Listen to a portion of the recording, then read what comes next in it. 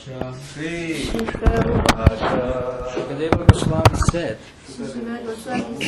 Ata, then, Vrajan, walking,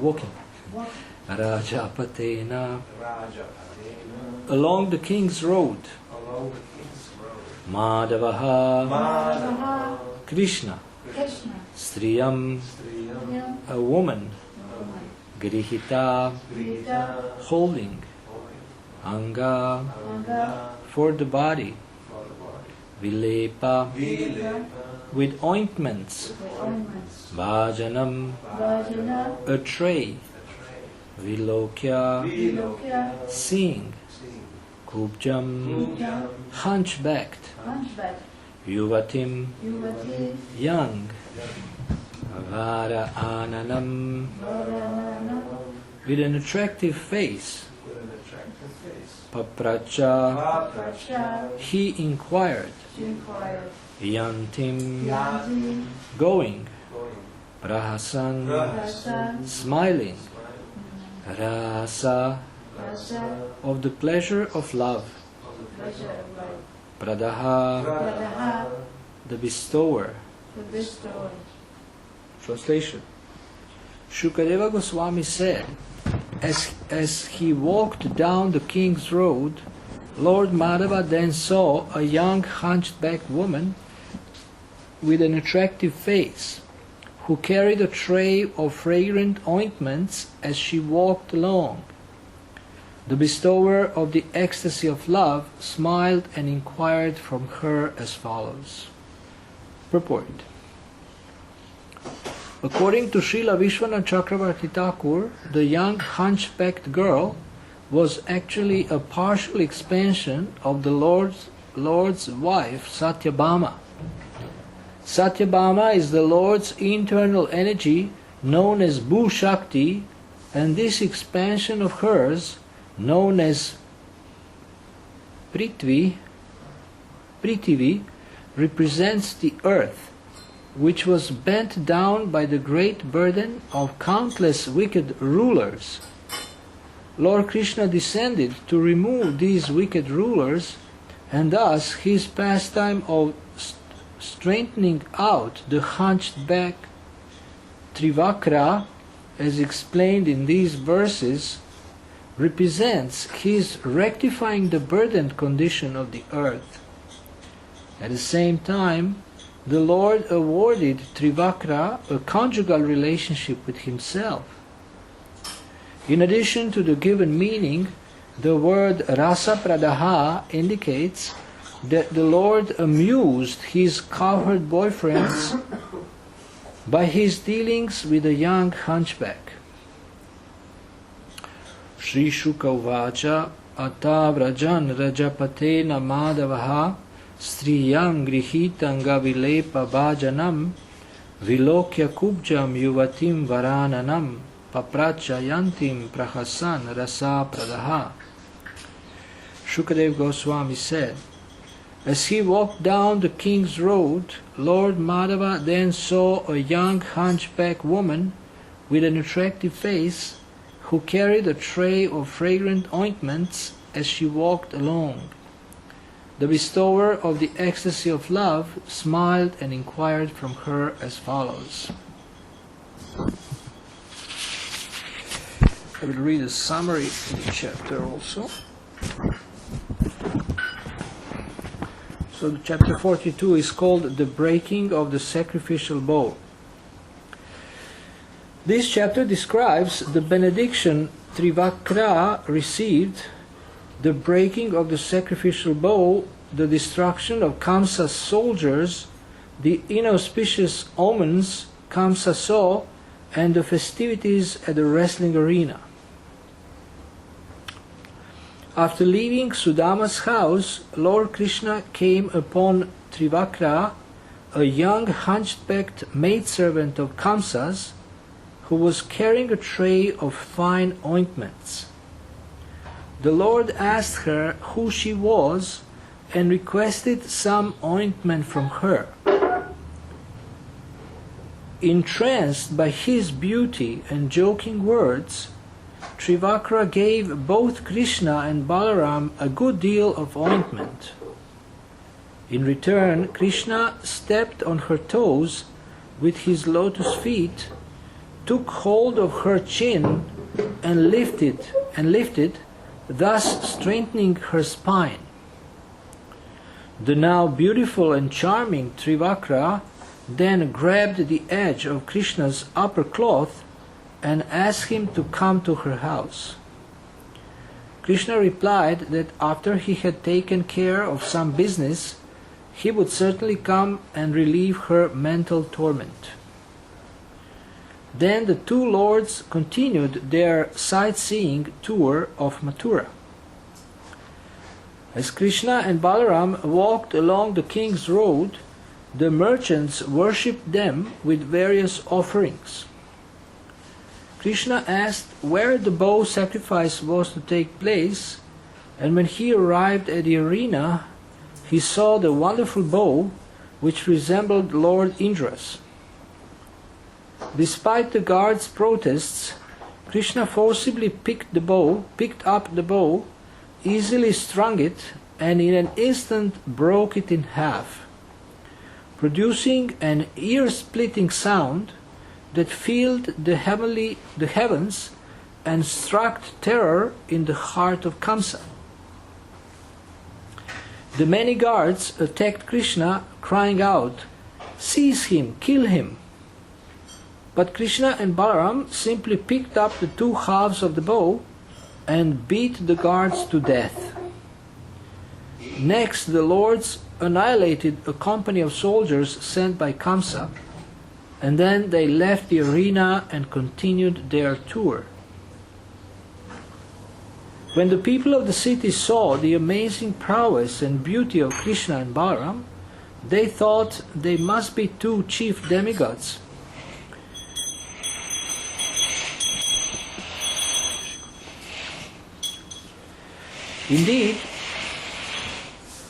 Indeed, as the residents of Mathura gazed upon the lords, they enjoyed all the blessings the gopis had predicted. At sunset, Krishna and Balaram returned to the cowherds' camp for their evening meal. They then passed the night resting comfortably. But King Kamsa was not so fortunate. When he heard how Krishna and Balaram had easily broken the mighty bow and destroyed his soldiers, he spent the night in great anxiety. Both while awake and while dreaming, he saw many ill omens portending his imminent death, and his fear ruined any chance for rest. At dawn, the wrestling festival began. Crowds of people from the city and outlying districts entered the arena and took their seats in the lavishly decorated galleries. Kamsa, his heart trembling, sat down on the royal dais and invited Nanda Maharaj and other cowherd men to come sit in their places, and they did so after offering him their gifts. The musical overture then began as the sounds of the wrestlers slapping their arms resounded.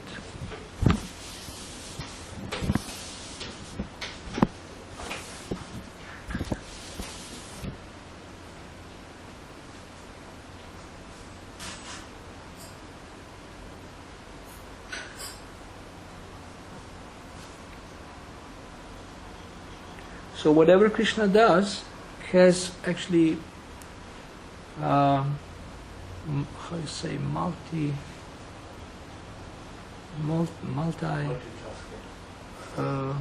multifarious, like manifold significance, or there is not only, many purposes. And there is.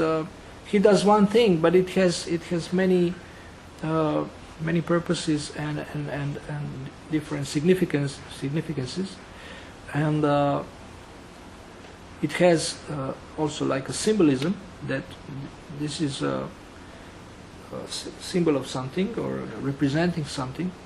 And here he straightened the back of this young woman, and it is explained by the acharyas that this signifies also fixing the situation on the planet Earth, who was overburdened by bad leaders or by wicked rulers, as it is said here. Now the situation of the planet Earth today is also similar. There is so many bad leaders and bad leadership, and Krishna has appeared in the form of the Krishna consciousness movement to rectify the situation. And this movement is not meant to kill people or to kill the demons physically, but to kill the demoniac mentality. Now there is one lecture by Srila Prabhupada on Bhagavad Gita, on one of the first verses of the Gita, where he speaks about, he rarely speaks like this, but he speaks about the power of devotees in a sense of fighting. And he speaks that, he says that soon you will see the power of the Krishna consciousness movement. In a sense, the devotees also can fight if they want. They can fight like soldiers. We have seen one example of this during the wartime in Serbia.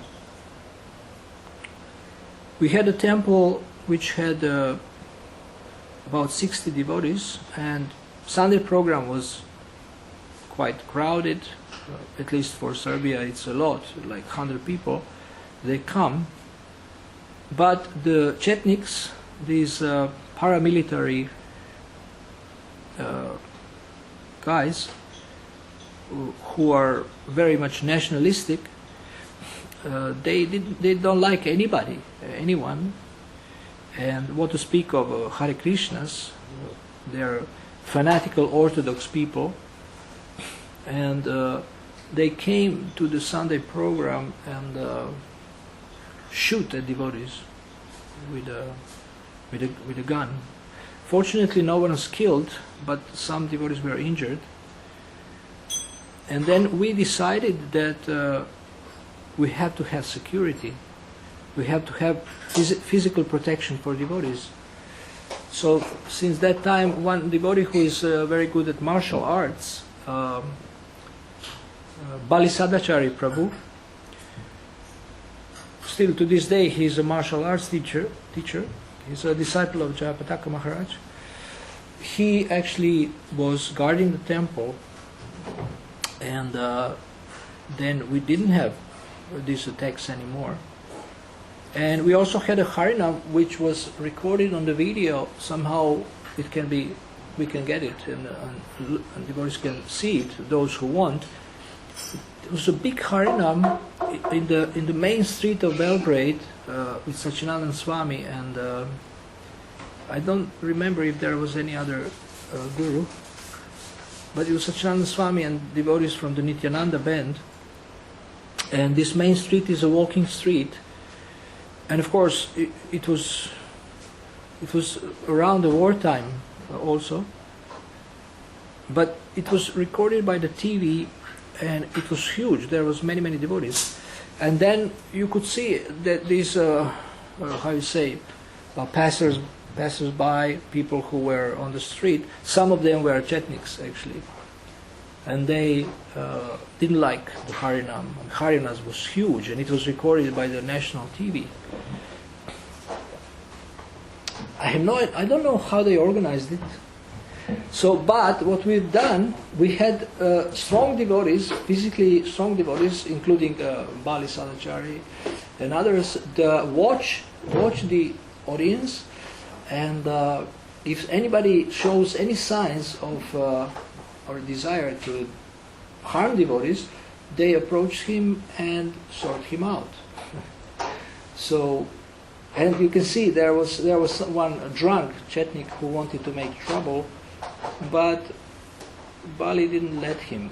Bali Sadachari is not very tall, but he's very strong. And I don't know what he did to him, but he could see that this guy didn't take any action.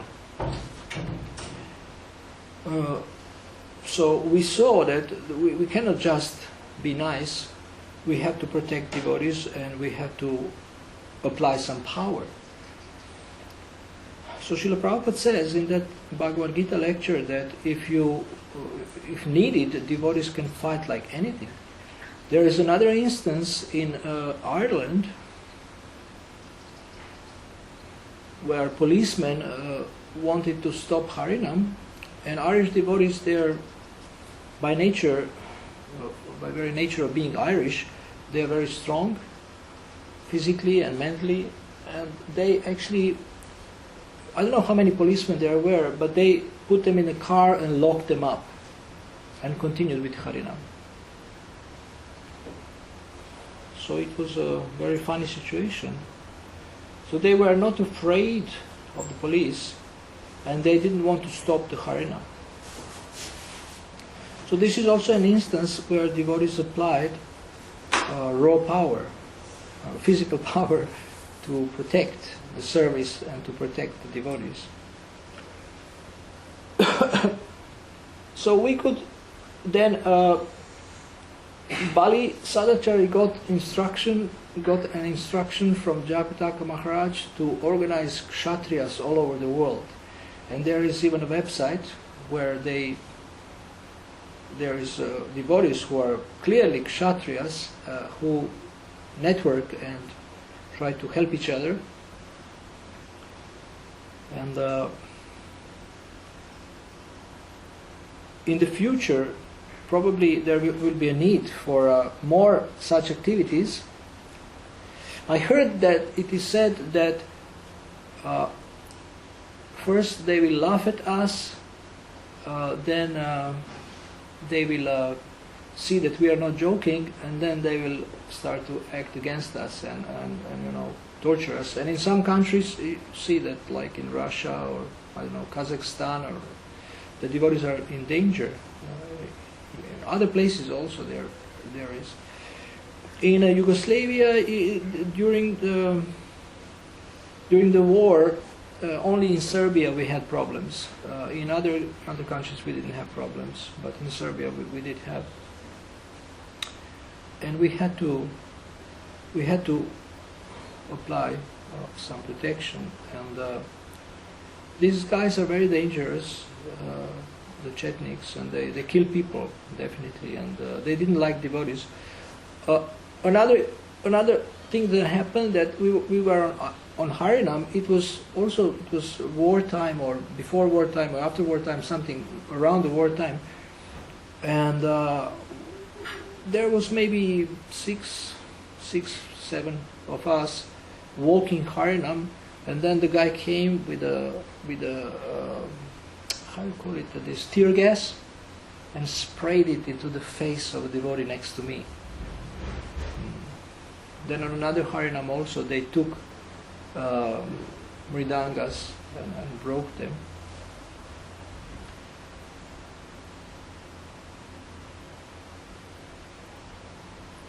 So if needed, we will have to apply power and to protect the devotees. But because the governments are demoniac and very selfish, and they don't have any guides who are enlightened and spiritual, then we cannot expect support for spiritual activities. But we have to see how to, according to time, place, and circumstance, how to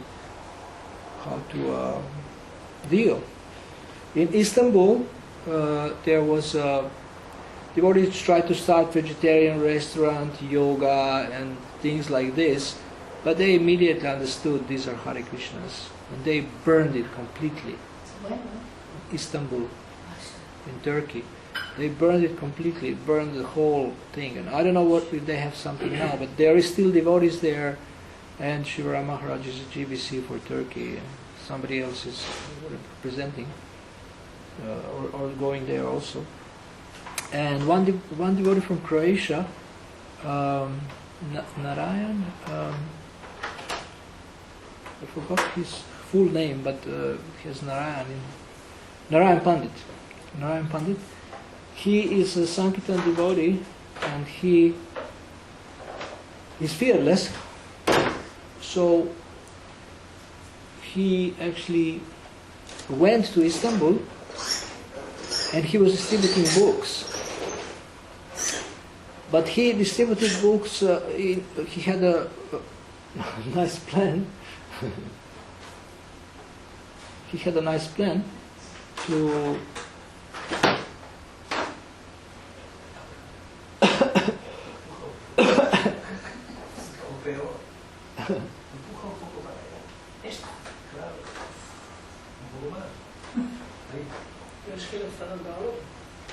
He's okay. He's okay. He's okay. He can move also. He's young. So he would distribute in one part of Istanbul and then immediately move to the other. So that because if he's noticed and there's a lot of watchmen there, then he just disappears.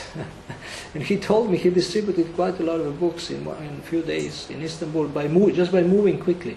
Just do one area for maybe an hour, then move to the other area, and he liked to do it and distributed a good number of books.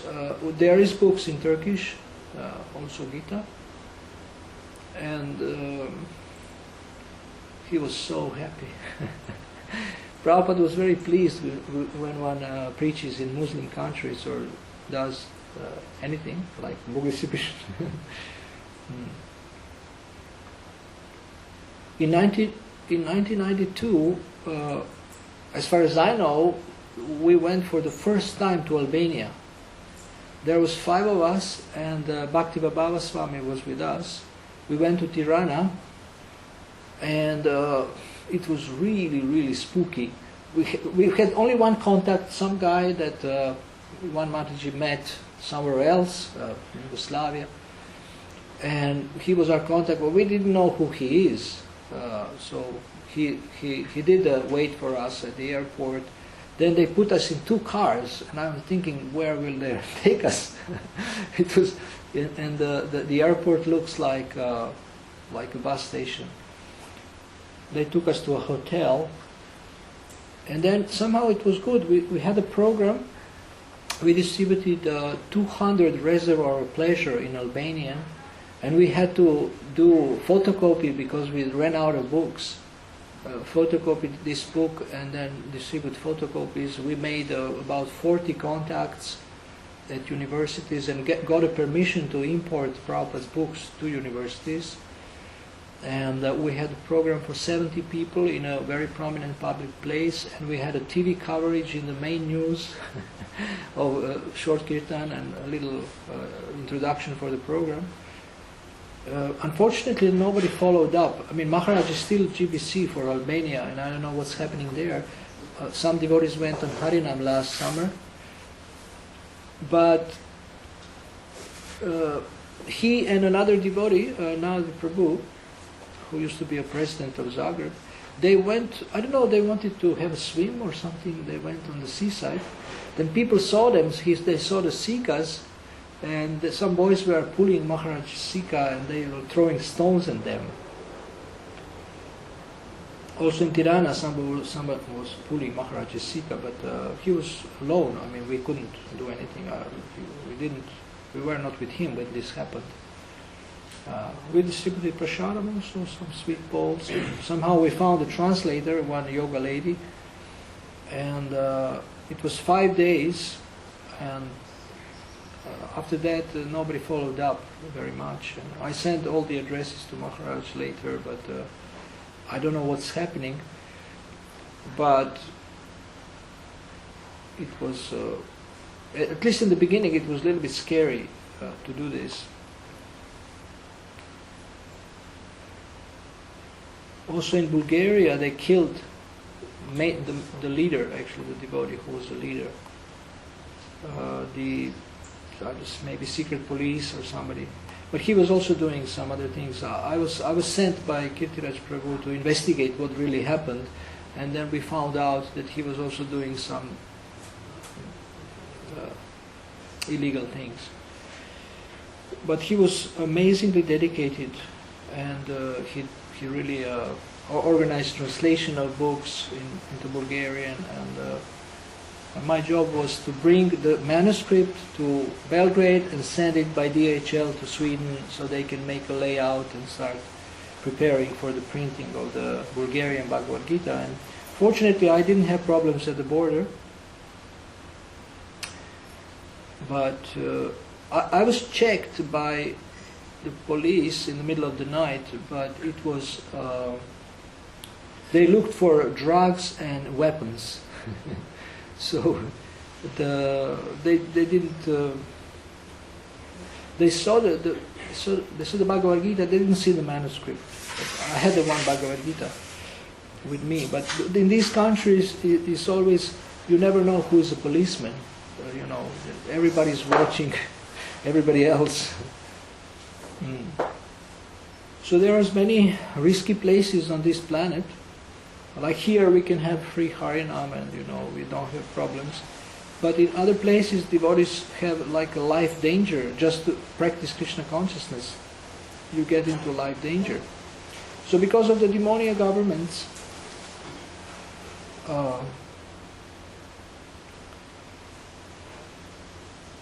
in many places situation is not very favorable, but still devotees go on, and Krishna appreciates that risk.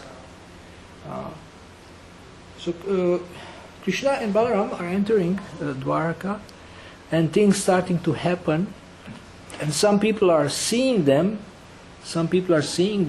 and just by seeing the Lord they get purified and they get benefited. Similarly, people come here to the temple, and just by seeing the deities, their spiritual life starts.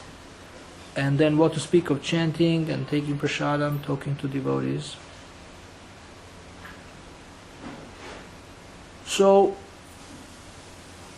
one thing that Krishna urges us to do, which brings double benefit, is to preach, to spread Krishna consciousness, to somehow involve people, engage them in devotional service, which Srila Prabhupada did so expertly. And he wanted us to preach. And this preaching is not only for others, but it's also very beneficial for us. One who preaches actually gets benefited the most. There is a quote that devotees put on posters for marathons: if you really want to please me, distribute books. But actually they have omitted one part there. I have looked at that quote. Prabhupada says, if you really want to please me, preach and distribute books. Yeah. And of course preaching involves caring for people. So we are trying to develop devotee care programs. If people get to trust devotees, if people see that devotees really care for them in every way, then they will be more open to hear what we want to say, tell them, and the instructions or recommendations that we give. And so if we are very friendly with people and try to help in many different ways, then gain people's trust, then they will be more open to hear. There is some amazing examples how devotees were acted and gained the trust of the public. There is a Prabhu called Devi Deva, and he was in charge of Food for Life. And I read a story somewhere, maybe in ISKCON Communication Journal, what he did. that government was giving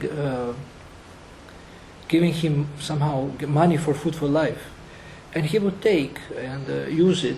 But once they gave him too much, and he asked for something, but they gave him a lot, and then he said that I don't need so much. He was very honest. So I think every other devotee would just take it and think, well, I have to engage it in Krishna's service, and they will get purified if they use it. But he was thinking in a different way. He was thinking about trust, building trust, being honest, and he gave it back, whatever he didn't need. But these people got.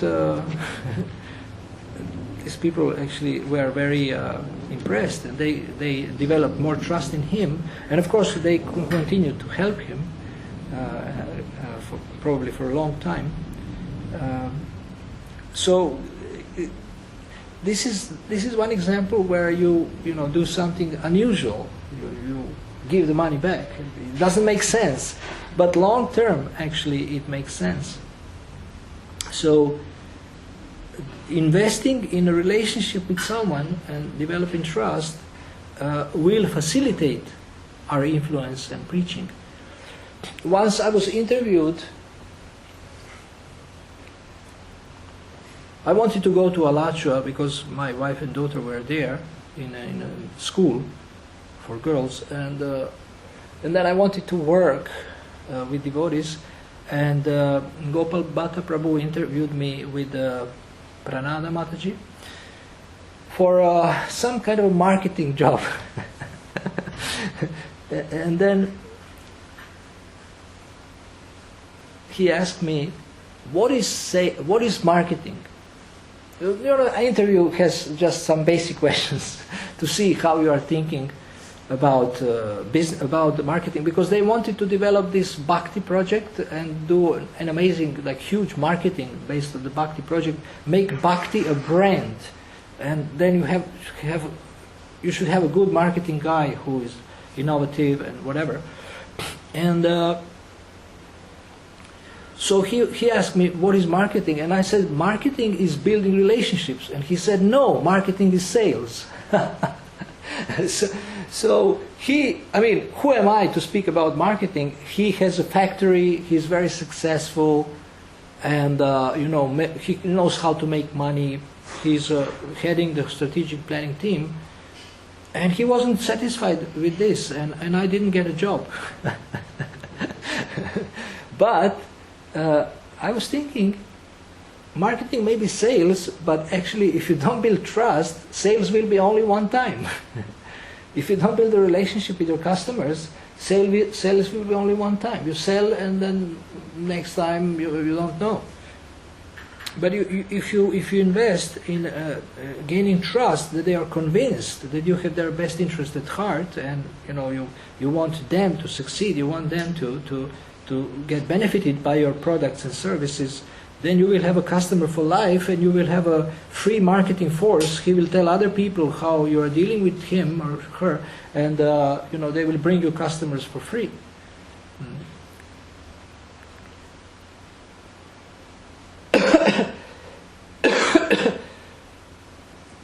So we in devotee care programs, trust is definitely like a pillar. We want to have trusted guides, whether it's a counselor or a mentor or anybody, and there is a science to how to do that, how to build trust. Srila Prabhupada says that our society should be based on love and trust, and there is books about how to build trust, how to grow trust, and then how to avoid things that decrease trust. And if we look at the scriptures, we can see how people have grown their faith in Krishna, how Krishna has grown their faith in them. People say, I don't believe in God. Show me God, and things like this. And there is one Indian gentleman who writes me often, and he always has some doubtful questions, especially about Krishna. And I said, I wrote him, I said, you are doubting so much Krishna But is anybody else doubting you? What about you? Is anybody questioning you? You're questioning Krishna, questioning Prabhupada, questioning, Prabhupada's philosophy. He was complaining why Prabhupada followed Gandhi, because Gandhi was a womanizer. These are some new information about him, or maybe old, I don't know, but for me it's new. And I said, you're always writing me and questioning, everything. And is there anybody questioning you? What about your qualification? And then he stopped writing back. So, we people, conditioned souls are asking, can we trust God? But we are asking them, we are as supposed to be representatives of Krishna, we're asking them, can God trust you? Are you trustworthy? So in this way we can challenge people who are trying to challenge God, because they also have to understand that they are also responsible. So as we are reading the Bhagavatam, we can learn what actually pleases Krishna, what increases his trust, and do more of those things, and then do less things that decrease his trust. Thank you very much for listening. Do you have any questions or comments? Yeah? I followed the fundraising seminar with Srila Swami years ago, Uh-huh. and he really stressed that point, fundraising. What? He stressed that point, fundraising before fundraising. Friend-raising. Friend. Friend-raising. And Bhaktivinoda Swami, like he's doing his long walk across Canada. And his preaching is basically making friends with people, and then they ask questions and they get interested. But his first approach is he doesn't like the word preaching. It's sharing, He's in the mood of sharing and being friendly, and people respond, invite him to schools and everything. So Yeah. the attitude of caring for people. But this is not the end. It's just the beginning. Yeah. We want to gain so much trust of people that they will allow us to train them.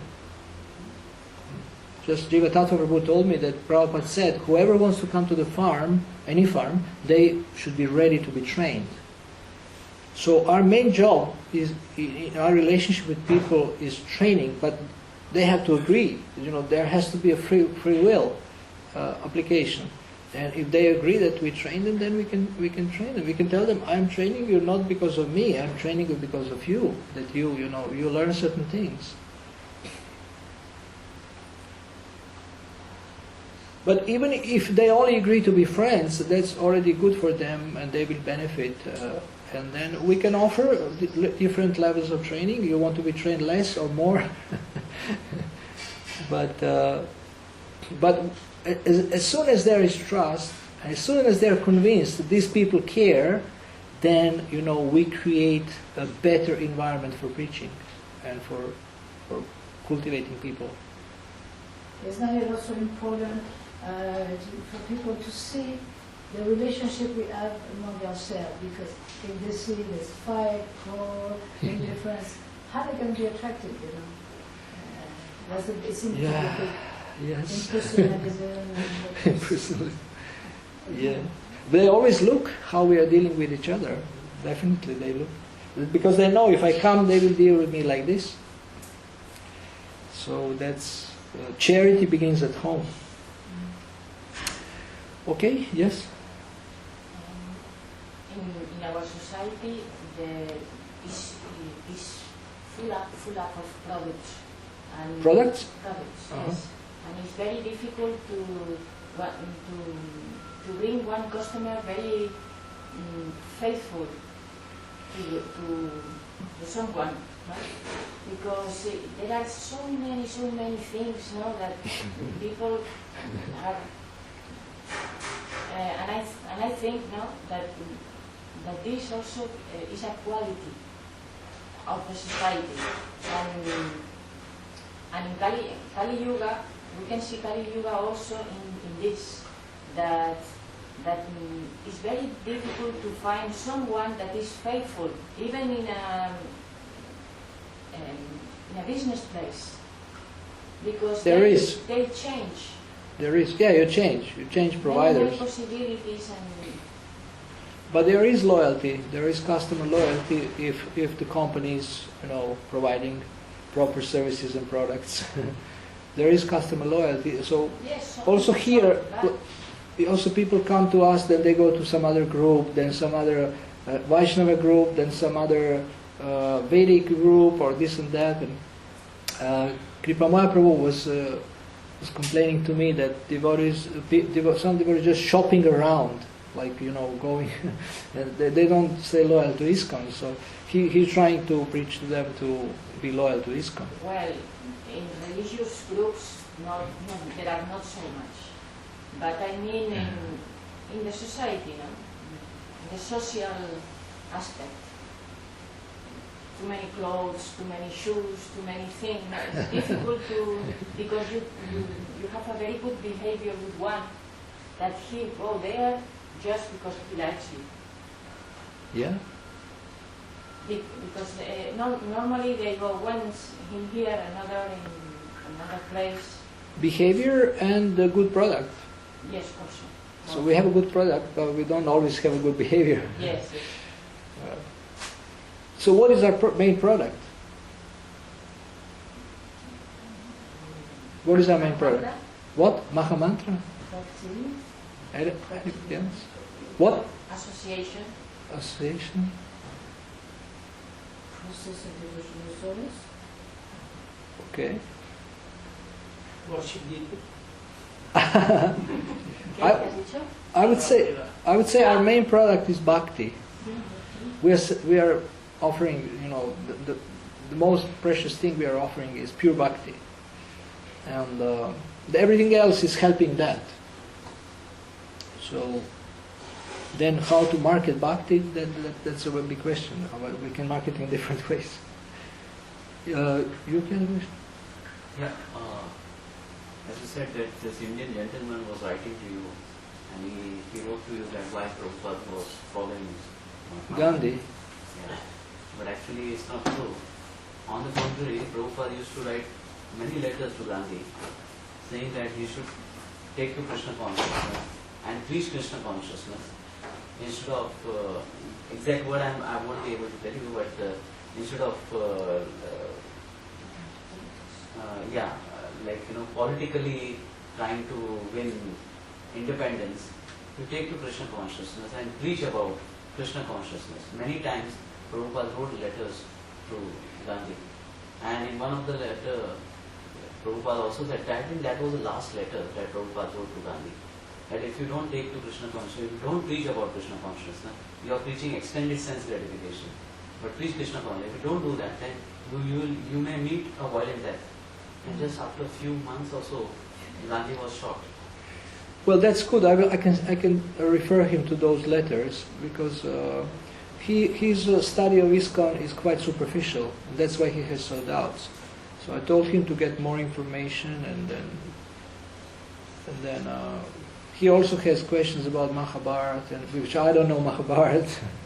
So then Mother Urmila took over to guide him. So I think he's not satisfied because she's just like an encyclopedia.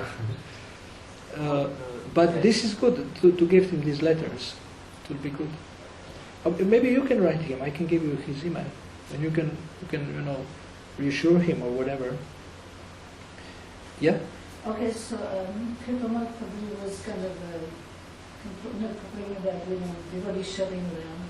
But if that competition is good, so we have to be good. Competition. Yeah, the other group, the spiritual group, other not. So how is this kind of very attractive? What if they go to other group? I can see in France. Anyway. How can we compete with initiations with the 2 rounds and no regs? No, well, I mean, also You can't compete with that. Well, I mean, it's different things, The dealings, Yeah, Anyway, dealings. It's good because it forces us to be good. Really Dealings good. we can improve. Yeah. But, with these things, with standards, people want to get a spiritual name. You can't compete with that. What I mean is that because this competition is going to have to be really good, Yeah. We have to, in all aspects, and it forces us, To be first class. to be first class. Yeah. And also one in the marketplace, one dissatisfied customer Yeah. is going to get 10 other people. So when you have one dissatisfied devotee, Yeah. it means more than one. Right. So anyway. Okay. So thank you very much. Hare Krishna, Srila Prabhupada ki jai, Shri Gaur Nitai ki jai. You want to take your mic?